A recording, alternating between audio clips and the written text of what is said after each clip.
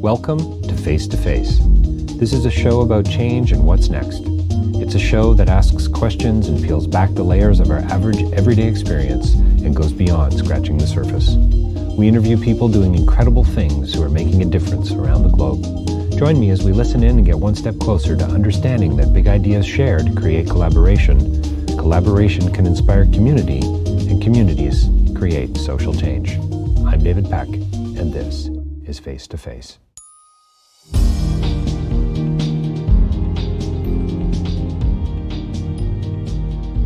So my next interview is with Joshua Jay. He's a magician, he's a performer, he's an author, he's a speaker and a creator, and many other things, I would imagine. But Josh is on the show today to talk about his book, How Magicians Think, and Why Magic Matters. It is put out by Workman Publishing, and you are going to want to get yourself a copy. It just came out last year, and it's a delightful read. Listen to what Teller has to say from Penn and Teller. Quote, "A loving, behind-the-scenes map of the world of magic by someone who knows and lives the art. Swift, funny, honest, and alive with enthusiasm. And he has the good sense to quote me a lot." Close quote. That's Teller of Penn and Teller. Fool us. I'm sure you've seen them maybe live. And if you haven't, get out there and see them. If they ever come through your city, through your town, you want to check out Penn and Teller, you might have to head to Vegas in the short term. But that's what Teller has to say. Listen to what Neil Patrick Harris has to say, just in short, quote, "a smart take and an excellent read." He has more to say than that, but hopefully that's enough to get your interest. Check it out online, How Magicians Think and Why Magic Matters. You can learn more about Josh at joshuaj.com. Josh and I had a delightful time. Never enough as far as I'm concerned here on Face to Face. And when I'm doing these interviews, you sort of wrap, you get to the end and you wonder, oh man, we barely got out of the gate. And I know you hear me say that a lot. Magic plays a huge role in my life, and it connects me to others. It connects me to the moment. I have a deep love for mystery and wonder, and philosophy is tied to that as well. And it's rooted in the art, I think, of asking a great question. And Josh talks a lot about that, not only in our interview today, but also in the book as well. And listen, I'm going to put this out there, and it's going to date itself, but November 10th, at 8:30 p.m., Josh is going to be here in Toronto at Jokers Comedy Club, jokers.ca, doing a wonderful magic show. You're going to want to get tickets for that, and I hope you're going to be able to make it out. And Chris Mayhew is on the bill as well. He's a local Canadian performer, Toronto performer, and he's a talented, thoughtful, funny guy, and you're going to want to get out and see the show, jokers.ca. It's being put on by the Hat and Rabbit Club and the Toronto Magic Company, and we're sort of celebrating our 80th year here in Toronto. So check that out online. Josh and I talk about creativity and why magic's a compulsion for him, and how he can't not perform, how he can't not think about the art. We talk about comedy and humor. We talk about why magic matters, and how Josh has made sense of it. We get into creativity and passion and some of those lessons learned, and why magic is such a great metaphor for so many things. This book is going to be enjoyed by magicians, but more importantly, it really has been written for people who have an interest in magic, who love magic, who want to know a little bit more about what goes on maybe behind the curtain. You're not going to learn a ton of secrets in this, but I promise you there's going to be a ton of revelation. So stay tuned. An interview coming right up with Josh Jay. That's joshuaj.com. And don't forget, you can get more information about my speaking, my podcasting, writing, and so on at davidpecklive.com. Once again, we're coming up on 600 published interviews. Super excited about that. And hopefully some new news in 2022 as well. For some of you, you may know I've been guest hosting a show called On Point on AM 640 radio out of Toronto. And that has been going on for the last little while. And I'm hoping something connected to that show will continue into the future.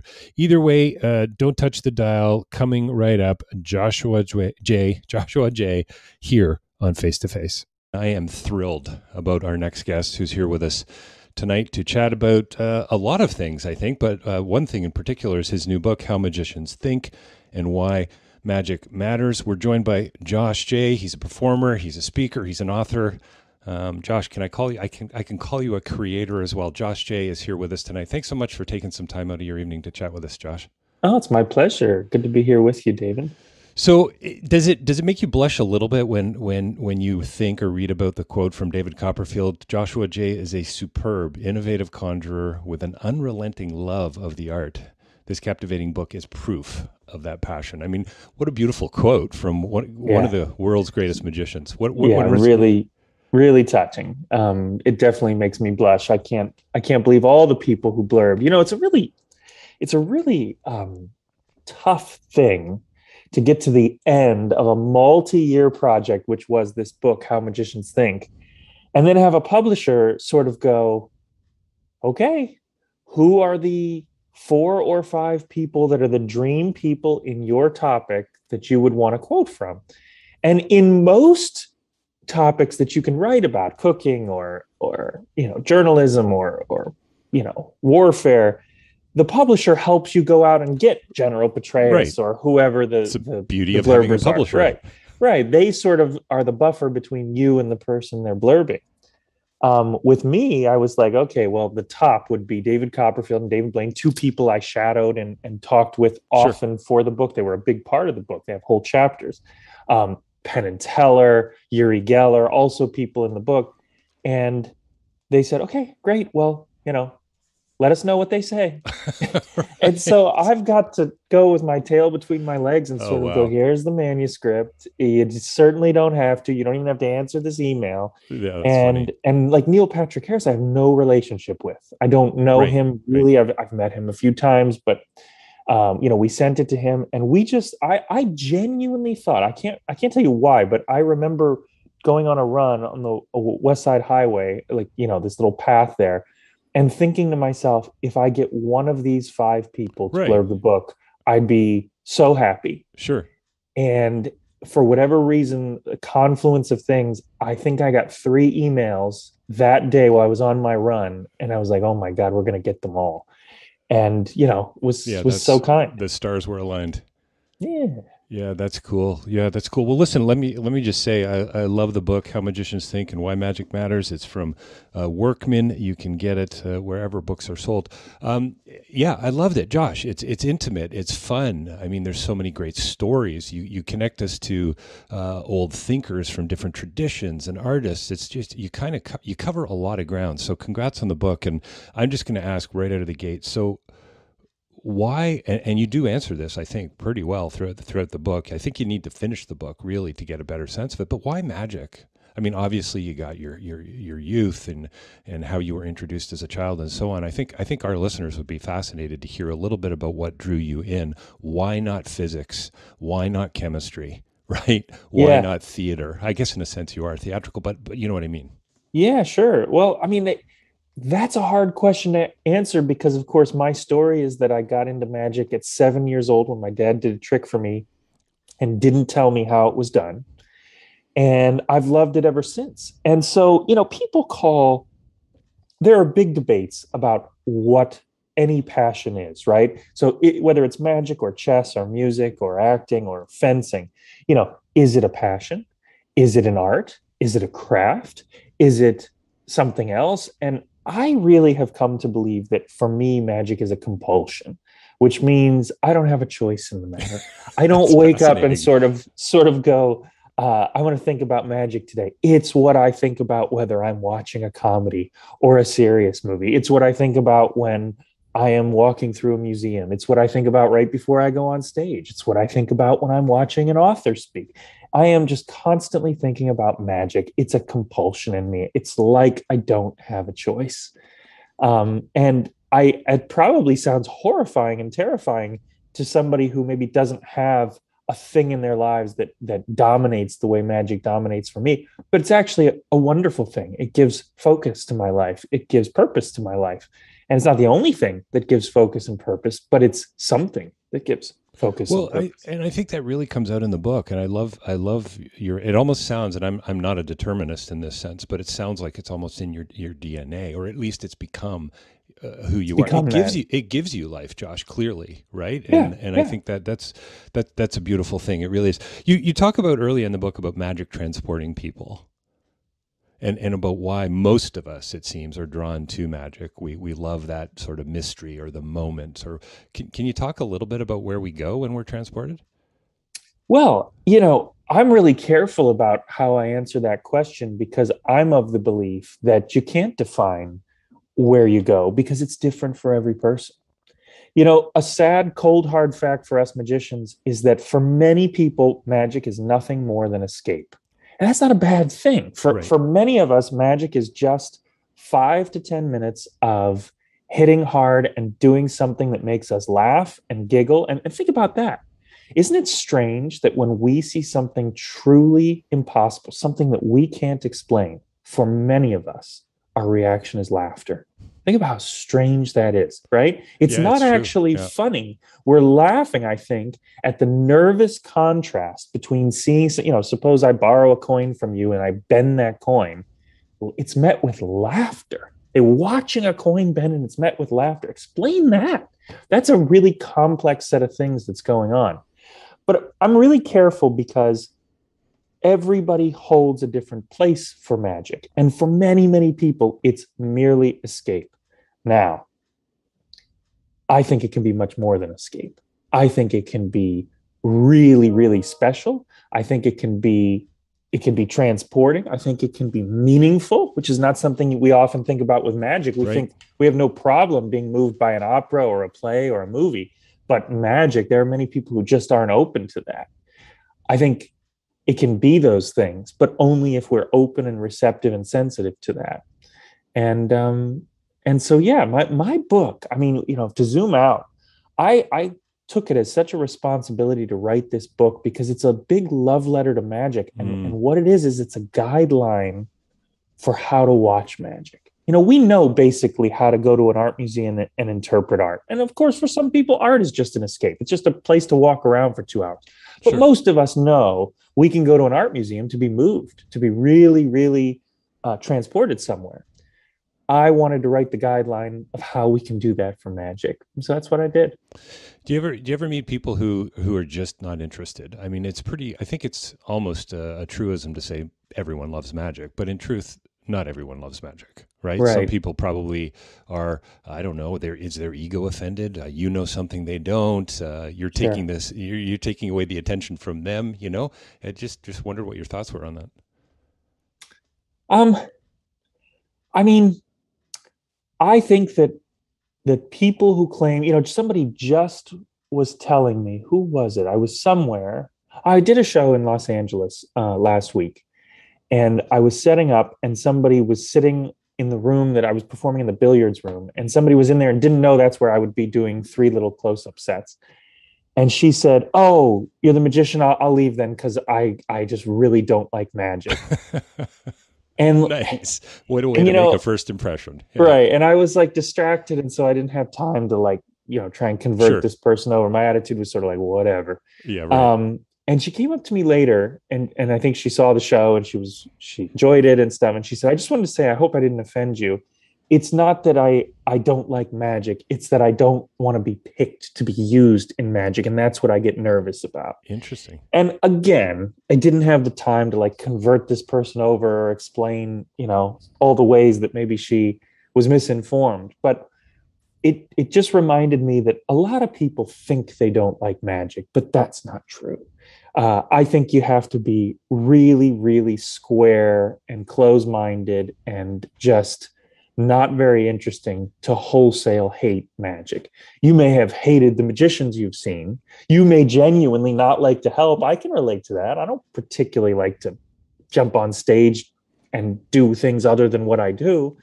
But to say you hate magic, I think is probably not accurate. Yeah, it's probably not accurate. Yeah, it's always fascinated me. I remember performing last Christmas, and clearly it was borderline aggressive. A Yeah. woman sort of stepped in and just and was really kind of pushing back, and it's always fascinated me. What is it about that?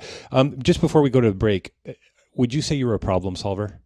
I mean, I think Yes. what I I think love that's a about huge problem in magic is how to work through issues. Yeah, you talk a great deal about adaptation and Yeah. about solving in the moment. I think there's so many lessons in your book. It's yes, it's a love letter to magic. I totally get that, and a guideline. I love that too. Never thought of that, but there's a lot going on there. There's lessons for teachers and for salespeople and principals and right. I mean, Well, that's who I wrote it for. I mean, everybody sort of goes, I'm a magician and I really love this, but you don't have to be a magician to like this. And I sort of feel yeah. like, hello, that was the whole point. I mean, I read a great book a few years ago called 7 Days in the Art World.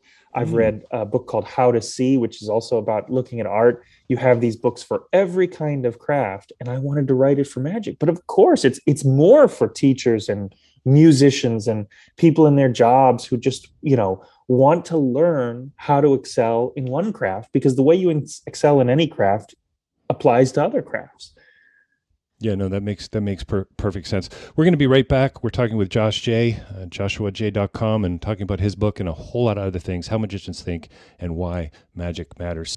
One of the hallmarks of a great artist is to be so focused and to be so deeply passionate about your Yeah, craft or art. you know, I don't know whether to be ashamed of this or not, but the answer is no. It's so crazy to me. So the most recent example is just the most recent in several, but I went on a book tour for this book, and it was 48 cities across the country. It took 6 months because there were two big gaps in it when I was doing other performing. But truly, I'd go out early morning, do early morning media. Then I'd go sign books. Then I'd do a show in the evening and be interviewed on stage. And then I get back to a hotel at 11 p.m. And how do I unwind? And this wasn't like on purpose. This wasn't to prove anything to anybody. How do I unwind? By taking out a magic book or taking out a pack of cards and just working on something new. That's an obsession. That really is a compulsion to continue our conversation.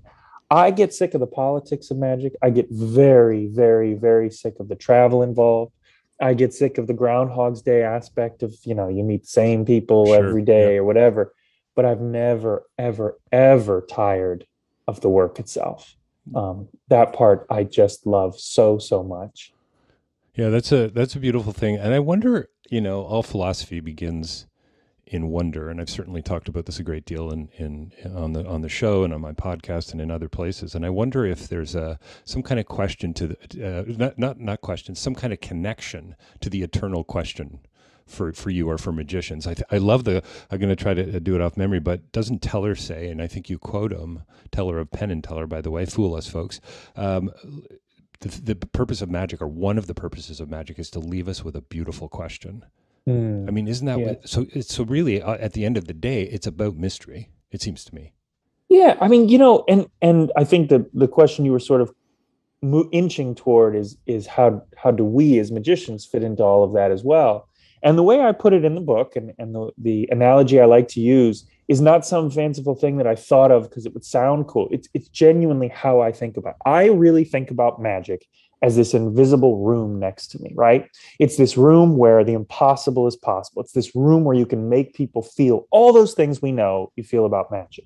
And for years, I didn't have to create this metaphor when I wrote the book. I just said, I'm going to write that down. Right. But I feel like that room has a door, just like a front door of your apartment or home. And we as magicians, we're not here to like take credit for it. We're not here to say, look at this great room that I can show you, and I'm the only one. We get to open that door and say, come on in, come right on in, the way you greet guests at your house. But the problem is, the better you get at magic, the more knowledgeable you become, the harder it is for us to walk in that door ourselves. And so the truth is that I experience wonder a lot less as I Right. get better in magic, because Right. Sure. I've trained myself to ask, how does that work? Well, in that movie, how's that special effect work? Or why did I feel that way? And how can I use that in my show? Boy, I really care for that character. How can I do that? And when you're analyzing, you're not feeling. So the price we pay as magicians is we get to show people that door. But the more we're into it, the less we get to walk through it, which is tragic in some ways, but also I think a worthy sacrifice to be able to do that for other people. Yeah, Josh. When you're analyzing, you're not feeling. I mean, wow. Isn't that it? Isn't that the well? For me, it is anyway. It's connecting the head and the heart. Right. Yeah. Pascal, the heart has its reasons the head cannot know. Right. How do you get that bridge Or maybe the bridge is already there. And maybe the job Right. of the magician is just to remind us of the Yeah. bridge, Yeah. right? That you can cross it, Yeah, right? absolutely. And it's such a pleasure to be able to show people that room. But you know, I'm sad I don't get to walk through it very. And whenever you do find yourself in that room, a movie arrests you or a magician fools the pants off you and you weren't expecting Right. it. Yeah. It's just the best feeling in the world. It really is, yeah, and yeah, and I think it's a beautiful reminder. I'm gonna quote, and I love that you just draw from so many different disciplines. But one of my favorite thinkers of the 20th century, Nietzsche, the quote: "The struggle of maturity is to recover the seriousness of a A child child at at play. play." And you say we're all in search of life's reset button to take us back to a time when cats might fly like birds. For adults, magic is temporary escape from reality. Again, folks, Yeah. the book is How Magicians Think, Workman Publishing, and Why Magic Matters. Josh J. Um, yeah, is it just reminders of that childhood, that innocence, that That's the not jump knowing? off point. Yeah, it's the jump off point, I think. As we discussed, I hope magic can be so much more, but I'm Yeah, very realistic about the fact that, you know, when I come to Toronto to perform, most of the people in the audience aren't there to be swept away in beautiful stories. They're there to see things that are totally impossible. So that's where we start. And then hopefully we build from there right. the ability to take them a little further. Well, and yeah, no, I think it's wonderful. And I mean, really, isn't it about kind of connecting the dots at some point? And wouldn't it be wonderful to be able to, as a magician, to have planted some of those seeds along the way? And I think that's another. I think it's a real opportunity, and I think it's kind of a privilege too. And I don't A know, great maybe privilege. magicians need to take their work more seriously on some level. I don't know if that's certainly we're not going to explore that now, but I think that's something worth thinking about. Hey, what's the greatest magic effect you've ever seen? I know you do unpack it a little bit in the book, but I'd love to hear. Oh, I'm sure our yeah. listeners would too. I have several that I think about, but of course, what I'm looking for in a magic trick is so much more than most people are Right. looking for. They just want to be fooled, or they just remember a time that they were fooled. But I'm looking for being fooled and transported. And um, I'll give you two. One of them is a Penn and Teller trick that is so great, and the concept is very simple. Penn gets somebody out of the audience to hold a video camera Hmm. toward him so that the audience can see what the spectator is seeing, right? So this you get this random guy. The night I was there was a NASCAR guy, had a hat low on his head and kind of a mullet, and he's holding a video of Penn, and Penn is doing all these tricks. Meanwhile, what this guy doesn't know that's got up from the audience is the Teller is hidden behind the stage piece. So he's helping Penn pull off all of these hijinks, and they do all sorts of funny tricks, and it's really cool, and you're watching this perspective you never get to see in the audience. And then at the end, the NASCAR guy takes off his hat and wig, and it is Teller. And Wow. they've done Nice. this amazing transposition. And I mean, this is a fairly common conceit in stage magic to have one person become another. I always see it coming, and it can be beautiful when I see it coming because I'm playing by different rules. I know the Sure. Sure. principles. It's nice. But when Yeah. I saw this piece and was completely fooled by it, I felt like a layman again. I felt like Mm, a kid again. nice. And it was one of the best feelings. This was 12, 13 years ago. And so that's one of my all time favorite tricks. Um, and then for contrast, I'll give you another trick by a magician who passed away, fairly recently, the last 7, 8 years. And that's a magician named Eugene Berger. And he did a trick called Cosmic Thread, which is his version of a very classic effect. Some of you may have seen it before, of torn and restored thread, just sewing thread. But the story that he tells, he went to Harvard, he studied theology there, and he talks about the creation, the destruction, and the recreation of the universe.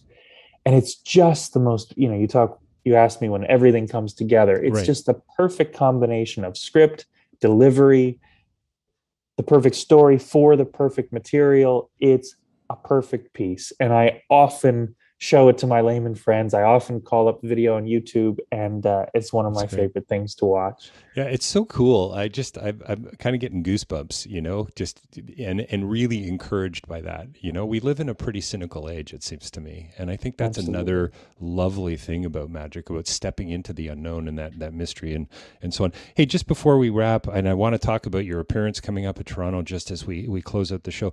What from a creative perspective, I think a lot of our listeners could benefit from just getting a little insight. Do you sit down and say, okay, between 10 and noon?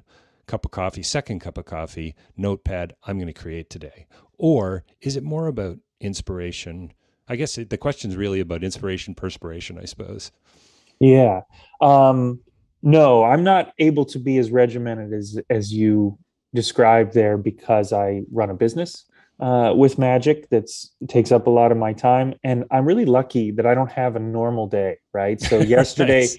yesterday was a very different day than today. I'll be in Charleston, and then when I right before I come to Toronto, I'm filming some stuff for TV, and so every day is a little different. So I don't have that luxury. What I will tell you though is I'm working on 4 new pieces right now. So they're not ready to go in the show that everybody's going to see there. You're going to see the things that I've polished and been working on for many years. But I have 4 things that some of the magician characters, my friends, will see, because they're just ready to kind of be trickled into the work, and they're Sure. they're finding their place, and maybe of those 4 I could hope 1 or 2 stays.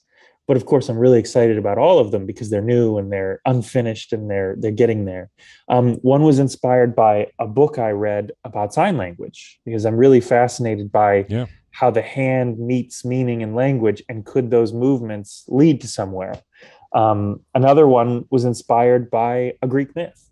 And so I may end up doing that in a lecture that I do for magicians, just to throw it in to get some feedback and some flight time for it. Another one still is doing a trick I've done for years totally backwards. And it opens up Interesting. all these possibilities where Right. basically doing it in exactly reverse, I think it's better. I'm not sure it's better because it creates problems, but I think it's better, and nobody's ever done it backwards. So it's these kinds of things that, as you can see, there's no codified process. Like Sure. Sure. one is I'm just taking something I already did and doing it Right. backwards. One is inspired by a Greek myth I read. One is from a book on sign language. So yeah, there's just, Well, you got to fit it in Josh, what I how it. love about that, it sounds to me like you're really wide open, right? Yeah. You're a good listener. It sounds to me like, and you're paying attention to the details. And I think that's brilliant. It's just a search for stories. I know Nice. I don't believe that magic has to be narrative all the time. In fact, that's kind of what I'm known for, and so I'm often described to people as, oh, he tells such great stories with his magic.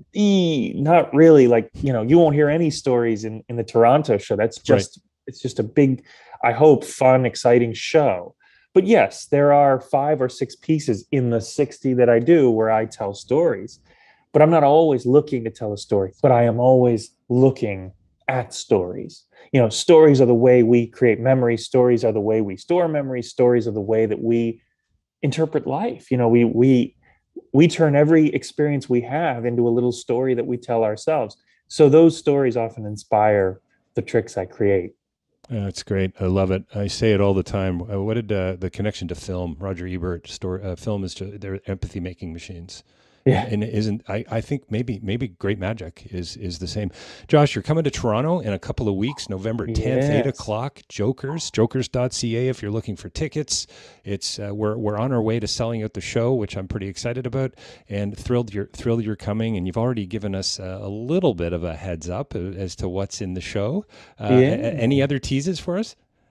Well, you'll get to see me attempt, and I say attempt because not every night do I match it, but I will attempt to match my world record for card tricks. There's a particular card trick Cool. record of finding as many selected cards in 1 minute as possible, and I will be doing that in the show. And some nights I match it, and some nights I don't, but it's gets down to the second every single Down to time. the So that's second. Nice. yeah, so that's sort of exciting.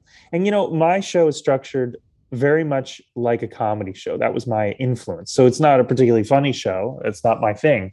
But I always liked that great comedians, the Dave Chappelle's, the Eddie Murphys, the Robin Williams, they would talk about things plot points, 1, 2, 3, 4, 5. And then at the end of the show, they call back to all of those things, 1, 2, 3, 4, 5, all. So my show is the kind of magic show that you'll see several pieces in the beginning that feel quite separate and different. And then at the end of the show, every one of those pieces turns out to have new meaning you didn't expect, to have a new ending you didn't expect. So that's something to watch out for. And I'm performing, correct me if I'm wrong, I believe you told me, with my colleague Chris Mayhew, who's a fantastic magician, and I'm looking forward to it's going to be working. a great night. It's going to be a great night. And so check it out, folks. Jokers.ca. You can get tickets there.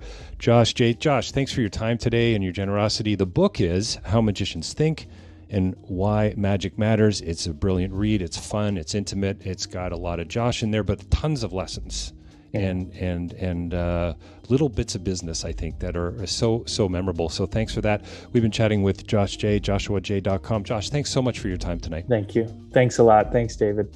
Well, there you have it. That was Josh Jay. What a delight having him on the show. And don't forget, he's coming soon to a theater near you. Actually, it's in Richmond Hill, just north of Toronto, the city of Toronto. Jokers.ca. Find out more about the show. November 10th at 8:30 p.m. Chris Mayhew is on the bill as well. Also, very funny guy, talented, thoughtful, creative performer. You're going to want to catch the show. We're well on our way to selling out the show, and we are celebrating the 80th anniversary of the Toronto Hat and Rabbit Club. We're partnering with the Toronto Magic Company, also a group, Ben Train and Jonah Babbins, that you're going to want to learn a little bit more about as well. Hope to see you at the show, and thanks again for listening. DavidPeckLive.com for more information about my writing and speaking and podcasting. Sign up, subscribe where you listen to podcasts, and please leave us a review. We would really appreciate it. Thank you for stepping into this conversation with us here today on Face to Face. My name is David Peck.